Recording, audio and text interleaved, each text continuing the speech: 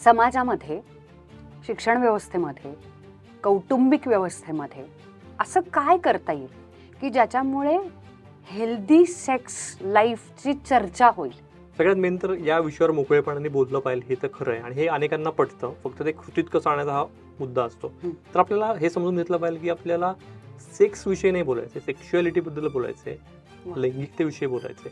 तर याची सुरुवात समाज म्हणून जर आपण बघितलं तर शाळेपासून लैंगिकता शिक्षण हे कंपल्सरी खरंच व्हायला पाहिजे. आणि ते जर शासन स्तरावर होत नाहीये काही कारणांमुळे, तर मग पालकांनी आणि शाळांनी पुढाकार घेतला पाहिजे. सुदैवाने आज अनेक शाळांमध्ये लैंगिकता शिक्षण हे दिलं जातं, मराठी माध्यमामध्ये आणि इंग्रजी माध्यमामध्ये.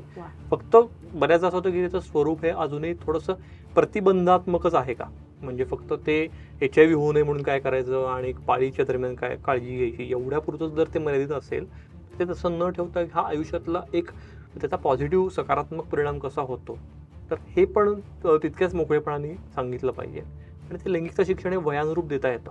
म्हणजे अश्लील तर याच्यात फरक करून आपल्याला अश्लील कंटेंट बघायचं असं नाही म्हणते मी, पण जे योग्य प्रकारे माहितीपूर्वक सांगितलं जात आहे. आज जर आपल्याकडे माहितीचे स्रोत इतके अवेलेबल आहेत तर ती योग्य माहिती आपण एकत्र करून त्याच्यावर आपण आपले विचारांचं संस्करण करून काही चांगला त्यातनं कंटेंट निर्माण होऊ शकतो का? हा पॉडकास्ट हे त्याचंच एक उत्तम उदाहरण आहे.